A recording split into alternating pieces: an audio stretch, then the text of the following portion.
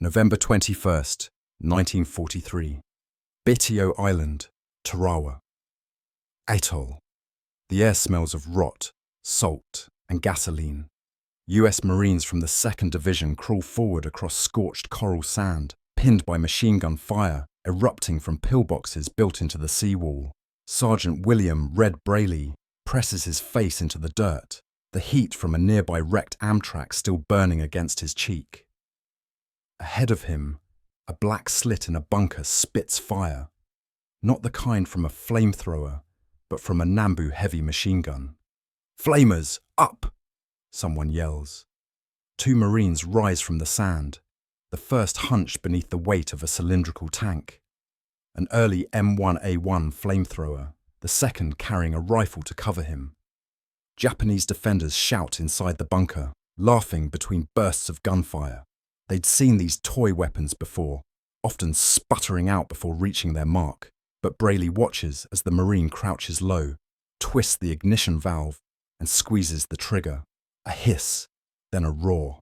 A column of fire arcs forward, 20 yards, maybe more. Splashing into the aperture, the laughter stops.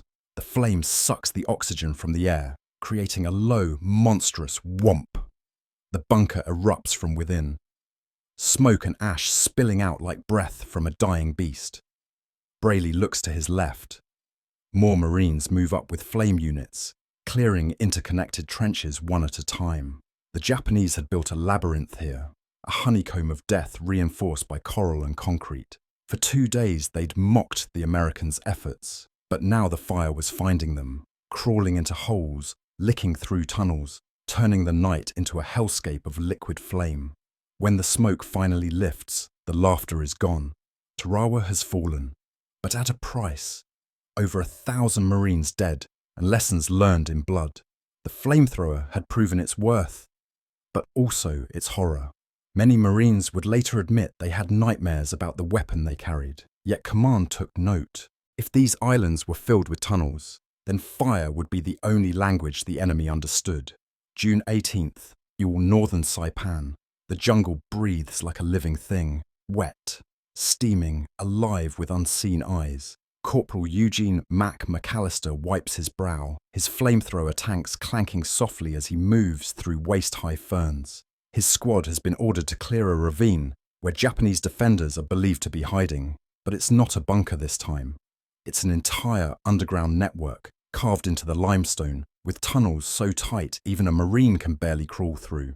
At first light, they try conventional tactics. Grenades, rifle fire, satchel charges. Nothing works. Every time the Marines move in, the Japanese vanish, only to reappear behind them in a maze of trenches. McAllister hears muffled laughter echoing from somewhere inside the rocks. The same mockery heard on Tarawa. "Let's see you laugh now," his sergeant mutters.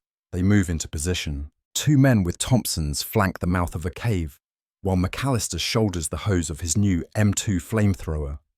Heavier, more reliable, its twin cylinders hissing softly. He squeezes the trigger.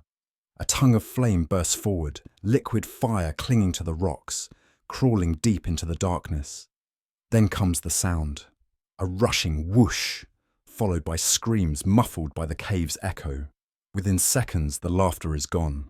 The tunnel's mouth belches black smoke, the heat turning the air into glass. By mid-morning, the ravine is quiet. Marines move through the ruins of a Japanese command post, the walls blistered and blackened. They find maps, rifles, the burned remains of a radio, and deeper inside, the first signs that the enemy has changed its tactics. Some of the tunnels are sealed with sandbags and oil drums, booby-trapped for whoever comes next. The flamethrower, once mocked, has forced a new kind of war, one fought at arm's length, through rock and flame. The Marines hate it. "It's not fighting," one private writes in his journal that night. "It's cremation." Yet, command pushes harder. Reports from Saipan reach Pearl Harbor. The M2A17 has achieved a 95% reliability rate in combat. Commanders begin pairing them with tanks, the first Flame Shermans, soon nicknamed Zippos. With these, a single tank can flood an entire hillside with fire. clearing fortifications that once took days in mere minutes. The weapon that began as an unreliable gadget has become a psychological hammer. By the end of Saipan, Japanese soldiers no longer mock it. They fear it. Some surrender at the sight of a fuel tank's shimmer. Others choose suicide before the flames reach them. But even as the Americans advance, one island remains, Iwo Jima, a fortress of tunnels, steel and stone. There, the flamethrower will become both salvation and nightmare. February 21st, 1945. Iwo Jima, Volcano Islands. The island is barely 8 square miles, but it feels like a world carved from hell itself. The sand is black, hot to the touch, clinging to everything. Beneath it lies a city of tunnels, over 16 miles of them, housing 21,000 Japanese soldiers under the command of General Tadamichi Kuribayashi. His men have turned Iwo Jima into a fortress. Bunkers are connected by steel doors and air vents, each one invisible from above. For the Marines of the 4th and 5th Divisions, this means every hill has eyes, and every shadow hides a gun. Private First Class Daniel Ruiz grips the handles of his M2A17 flamethrower, crouching beside a Sherman Zippo tank that hisses and groans like a beast. The air is thick with sulfur and cordite. Ahead, Mount Suribachi looms, its slopes pocked with caves belching rifle fire. The Marines have already lost half their platoon trying to clear the ridge. "Flamers forward!" the order comes over the radio. Ruiz moves with 2 riflemen covering his flanks. He can hear Japanese voices echoing inside the rock, chanting, shouting orders. His heart pounds. He twists the valve and fires. A jet of flaming fuel arcs across the rocks, striking an opening. For a second, there's silence. Then the hillside ignites. Flames roll through the tunnel system like a living thing, crawling, turning, finding air pockets and bursting outward in jets of orange. The blast shakes the ground under Ruiz's boots. He falls back, clutching the tank's nozzle, the heat blinding. Moments later, the Sherman Zippo joins in. From its turret, a gout of fire sweeps the ridge, consuming machine gun nests and bunkers in one pass. Marines cheer, but the sound is hollow, drowned by the roar of the inferno. When the fire dies down, only silence remains, punctuated by the occasional crack of ammunition cooking off inside melted metal. By the 4th day, the pattern repeats across the island. Marines with flamethrowers advance yard by yard, followed by engineers sealing tunnels with demolition charges. The Japanese stop mocking. Some try to counterattack with grenades strapped to their chests, but most vanish into the tunnels, leaving only the smell of burning fuel and scorched sulfur. War correspondent Robert Sherrod of Time magazine writes from the beach, "The flame is more than a weapon. It is a symbol of what this war has become. A cleansing, terrible fire that leaves nothing untouched."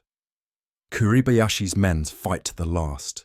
When the battle ends after 36 days, only 216 Japanese are taken alive. Nearly the entire garrison dies where they fought. The Marines, too, are haunted.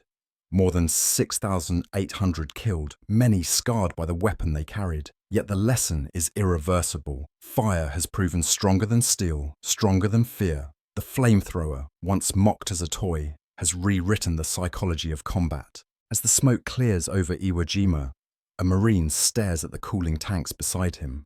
"We didn't just burn the tunnels," he murmurs, voice hoarse. "We burned the last of their hope." The Pacific War still rages, but from Tarawa to Iwo Jima, every soldier now knows the roar of the flamethrower means the end is near.